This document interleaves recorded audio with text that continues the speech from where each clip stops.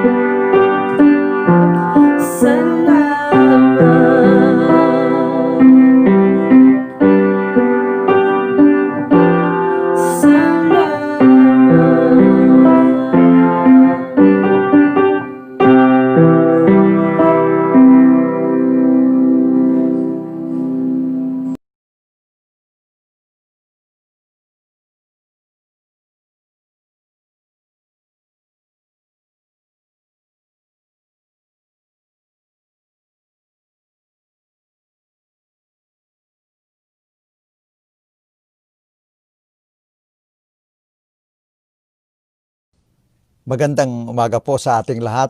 Narito tayo muli, linggo na naman, at tayo po ay magsasamba sa ating Panginoon. Nais ko po na anyayahan kayo sa sandaling katahimikan para tayo po ay manalangin. Panginoon, kami po ay muling dumadako sa harapan ninyo para sambahin po kayo sa Espiritu at katotohanan. At dalangin po namin na inyo pong bigyang patutuo ang buhay sa amin sa pamamagitan ng palaging pagsama ninyo sa aming buhay, araw-araw. Amang banal, ngayong umaga, inaanyayahan po namin kayo na muling dumako sa bawat kapatid na makikinig ng mensahe. Pagpalain po ninyo ang bawat kaisipan, buhay. Dalangin namin ang pamilya na magtitipon sa araw na ito para kayo ay sambahin, ay muli na magpupuri ng buong puso. Salamat, Ama, sa pagkakataong ito. Dalangin namin ito sa pangalan ni Jesus. Amen. Ang mensahe po natin today ay mensahe ng kaligtasan. At ang atin pong tanong ay, nakakasiguro ka ba? Nakakasiguro ka ba? Are you sure?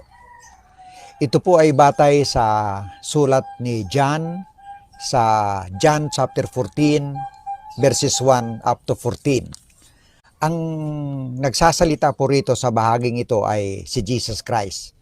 At hindi ko babasahin po ang buong talata from verses 1 to 14.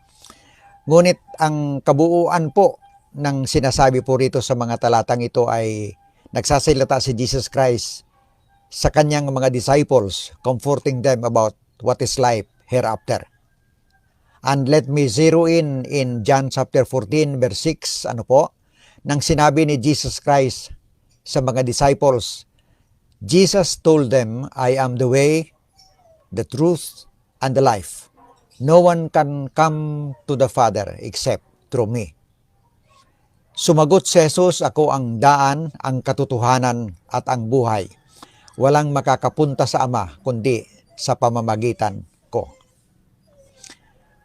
Sa atin pong pangkasalukuyan na experience, may nananatili po na paniniwala na common sa practice ng mga Kristiyano at kahit na hindi mga Kristiyano, na ang paniniwala nila na kapag ang isang tao ay namatay, siya ay pupunta sa isang magandang lugar, a better place, and that is heaven. Ito po ang ating paniniwala. Marami na po akong nabigyan ng attendance na mga naglibing ng patay. Marami na rin akong pagkakataon na nagsalita sa mga namatay na mga necrological service. At ito po ay mga funeral ng mga individuals na sa paniniwala ng karamihan ay they will go to a better place or they will go to heaven. Pero sa aking puso po at sa aking isipan, kapag ang isang tao ay sadyang masama, makasalanan at hindi siya tumanggap sa Panginoon, kahit siya po ay sabihin pa ng karamihan na he will go to a better place, wala po sa sinasabi po sa salita ng Panginoon. Nakakasiguro po ako batay sa salita ng Panginoon that they will not go to a better place that is called heaven. Ang tawag po ng mga theologians sa bahaging ito ay yung may kaugalian po na ang tawag natin ay funeral assurances. Ito po yung mga words of comfort na sinasabi natin doon sa pamilya ng namatay para mabigyan sila ng assurance o reassurance na yung kanilang mahal sa buhay na namatay, no matter how they live or what they believe, ay makakapunta sa langit. Ngayong umaga, ating tatalakayin yung katanungan, ano ba ang mga reason bakit may tendency ang tao Halos naging universal ito na paniniwala na may built-in siyang paniniwala na kapag ka namatay ang isang tao ay sa langit siya pupunta, no? Marami akong naririnig na mensahe in necrological services na palaging ito ang sinasabi na worthy siya ng kalangitan.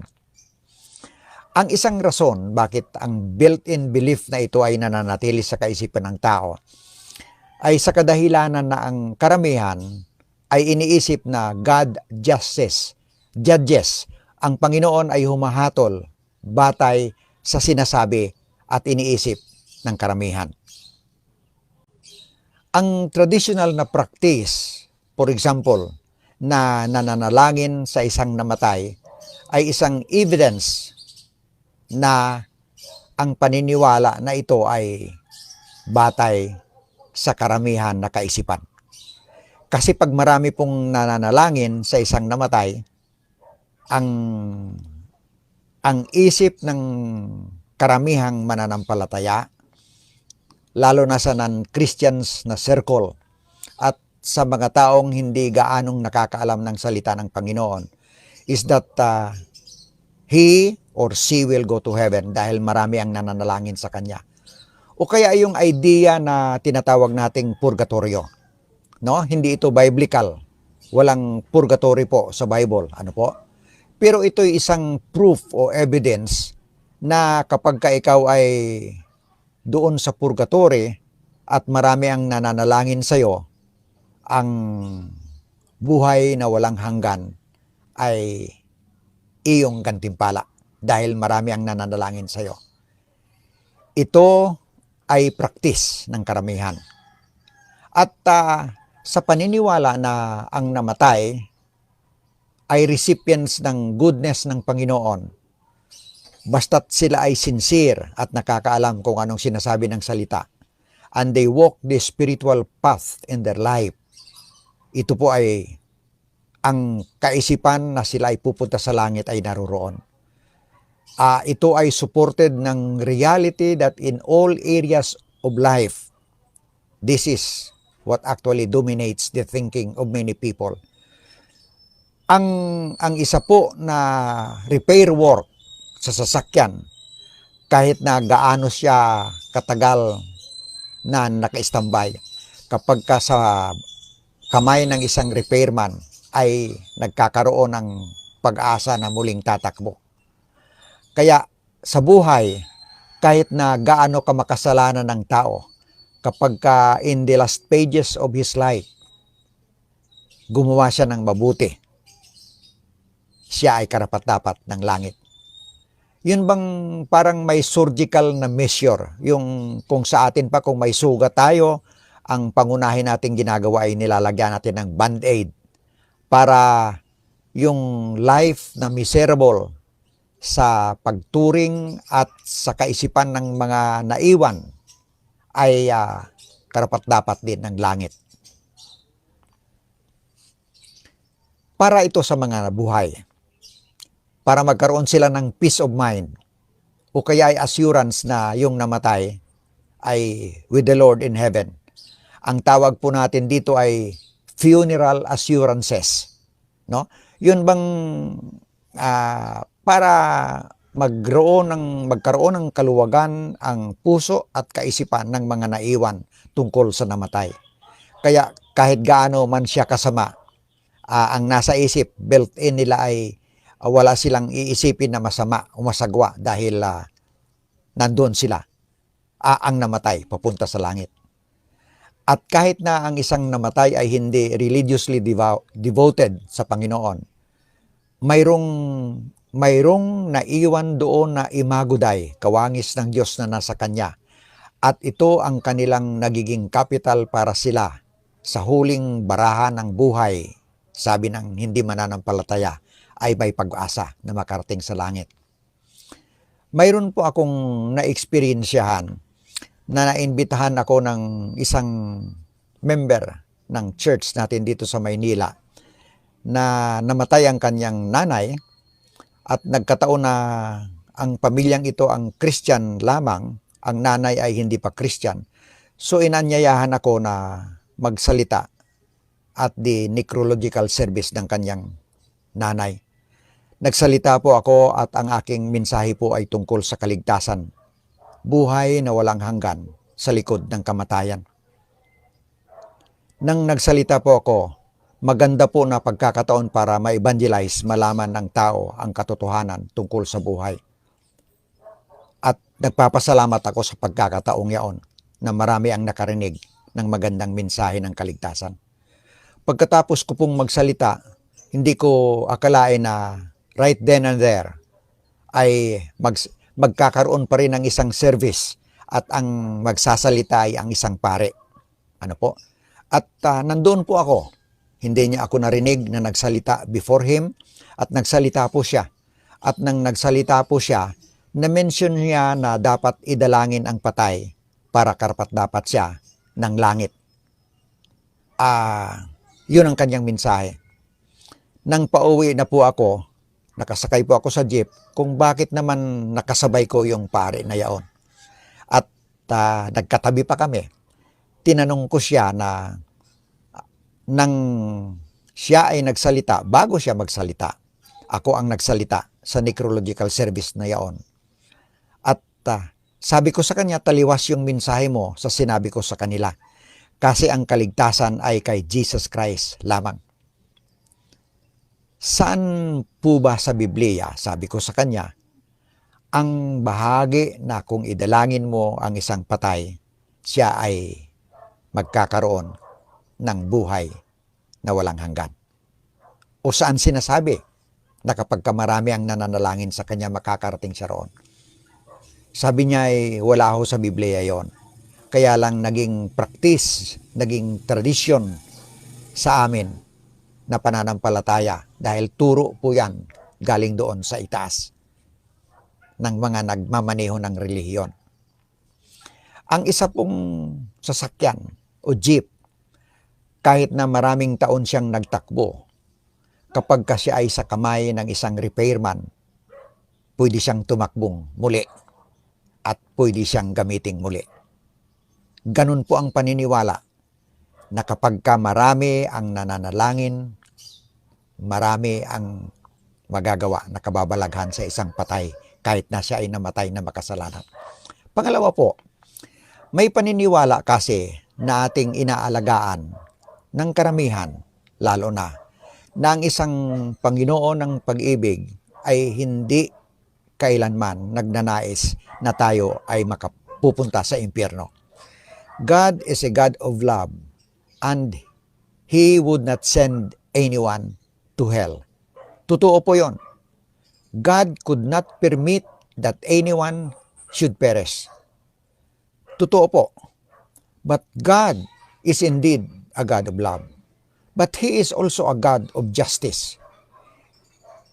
Panginoon siya, puno ng pag-ibig, ngunit kapag ikaw ay nagkakamali at nagkakasala, mayroong karapatan na kaparusahan sa kasalanang yaon.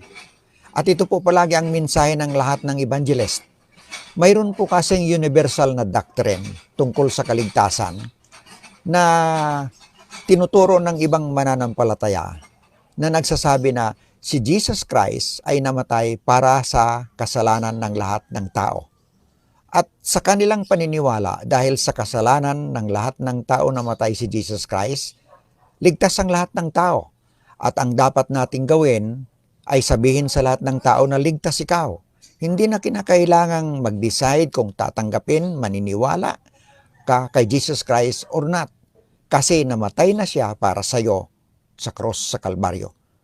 Ito po ang tinatawag na universal salvation. Namatay si Jesus Christ sa lahat ng tao, therefore you are saved.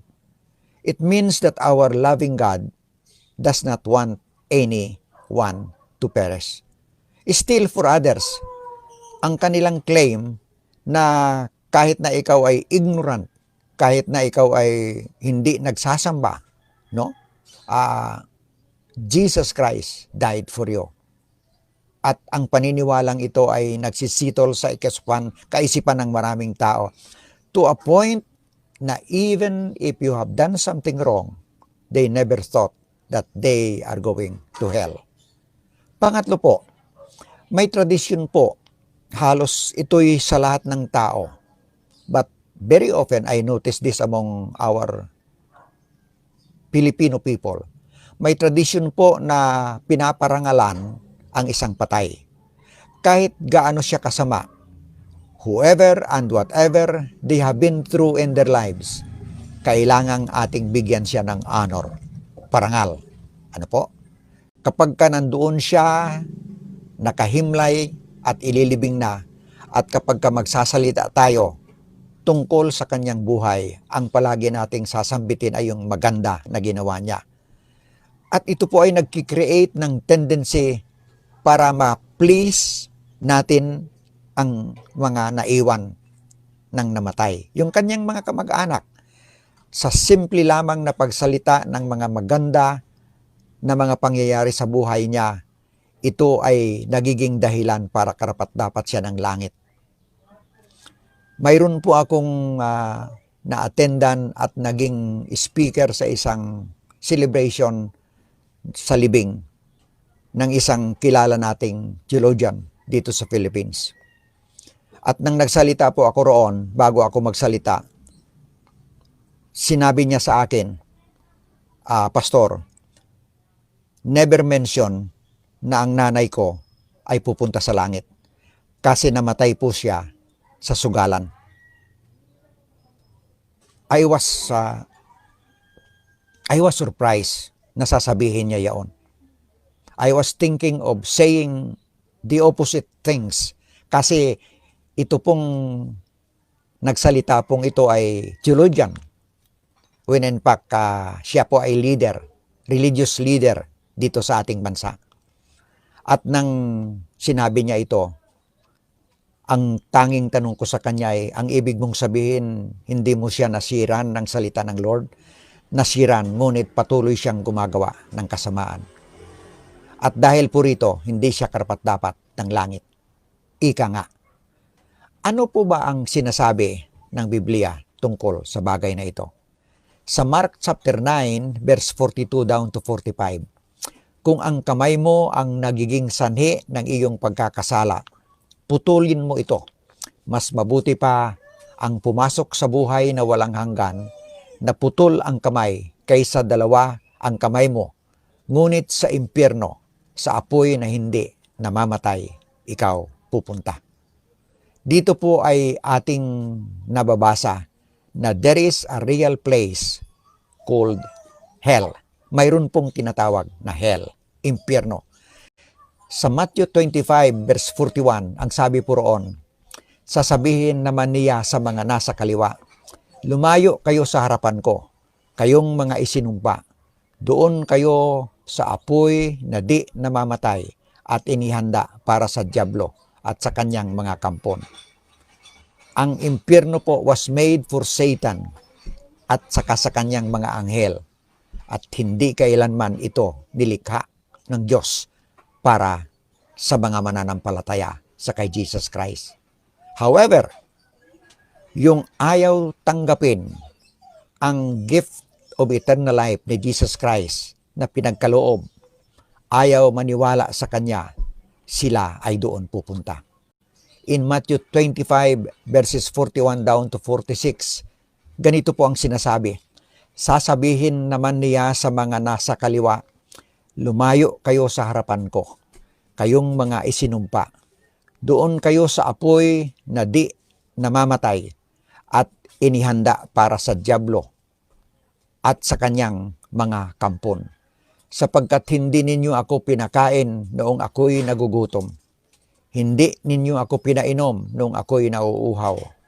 Hindi ninyo ako pinatuloy noong ako'y isang dayuhan.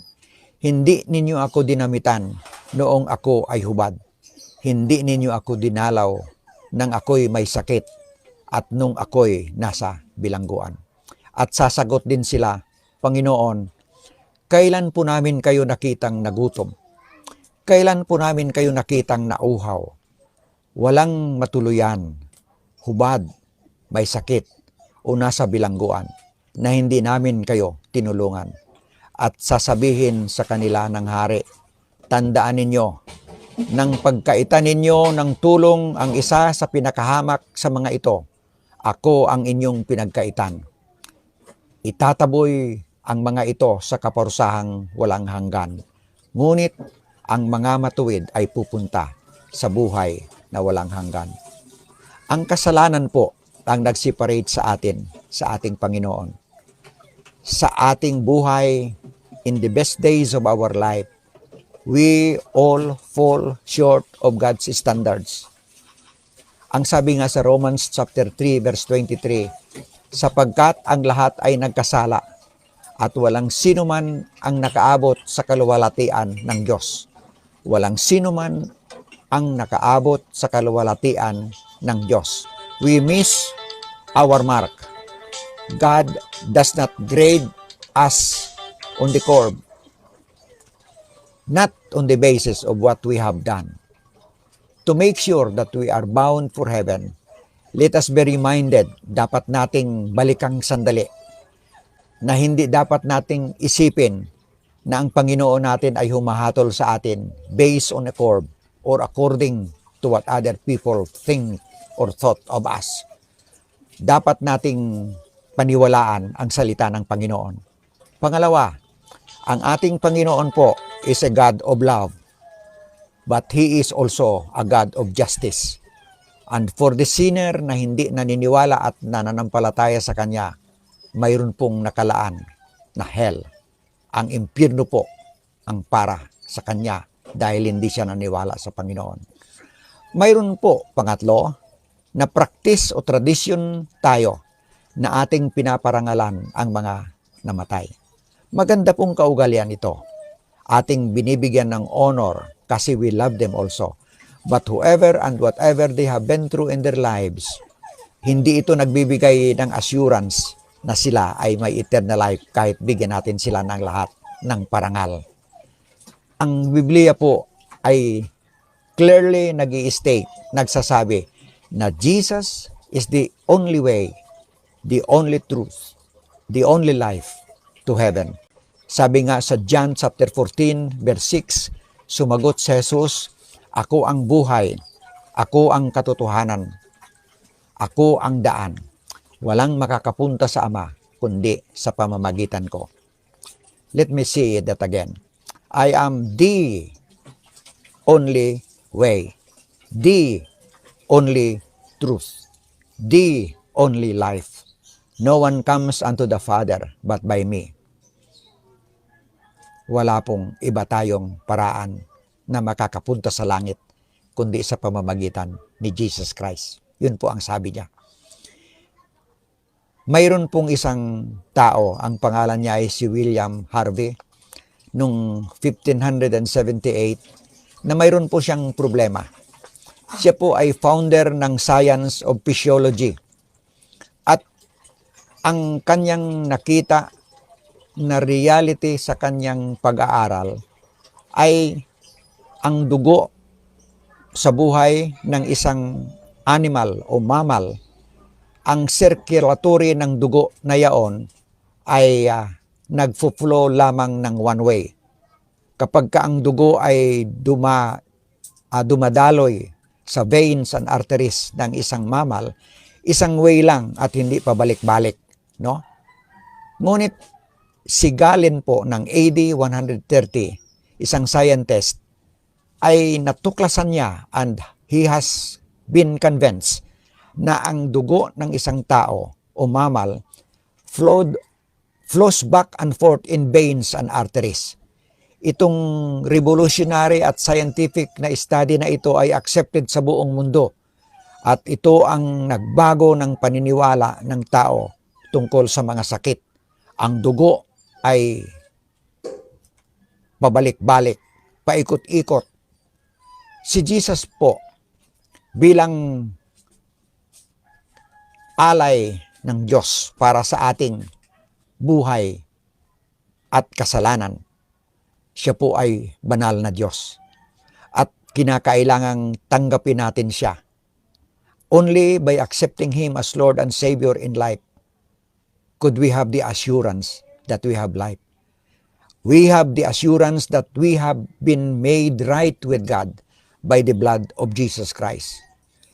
He is indeed the way, the truth, and the life.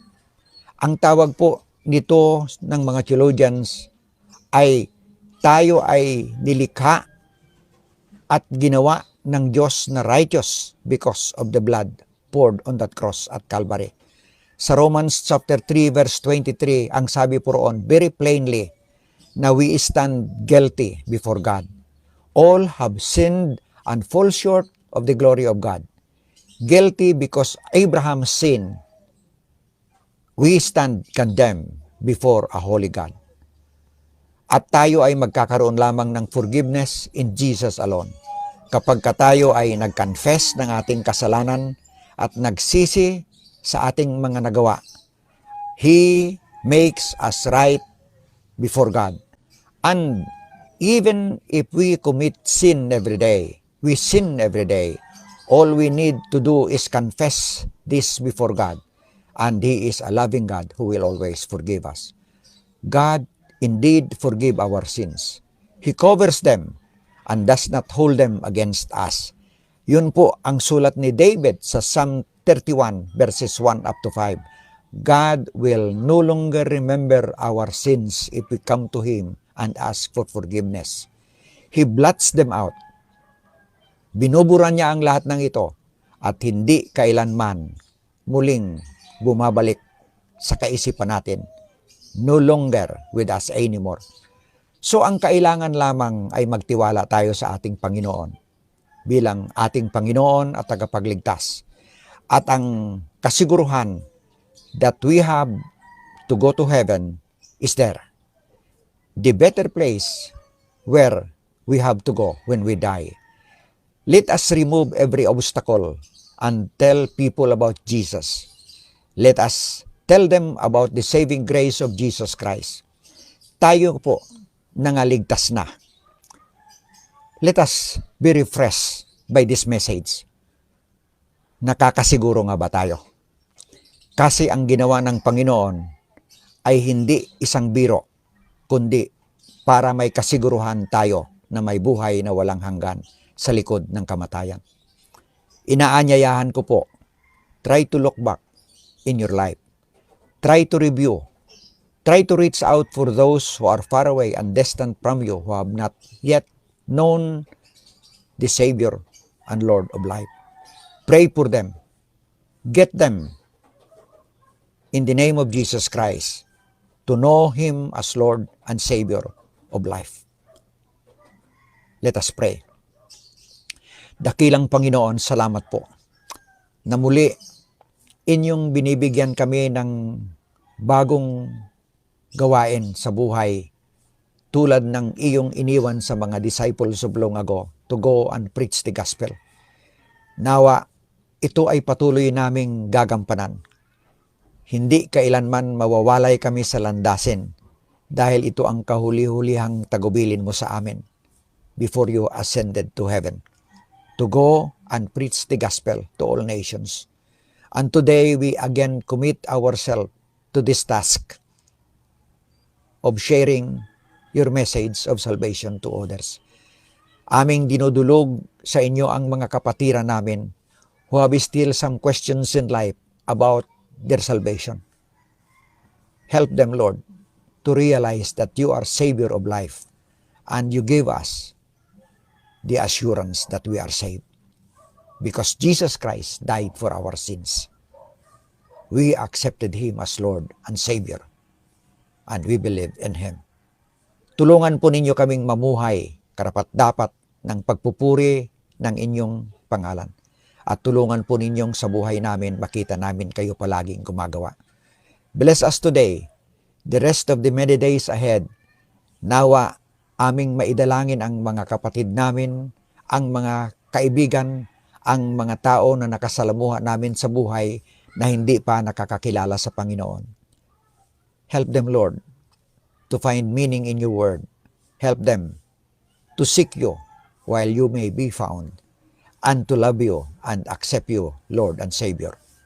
Thank you for this message this morning. God bless us all.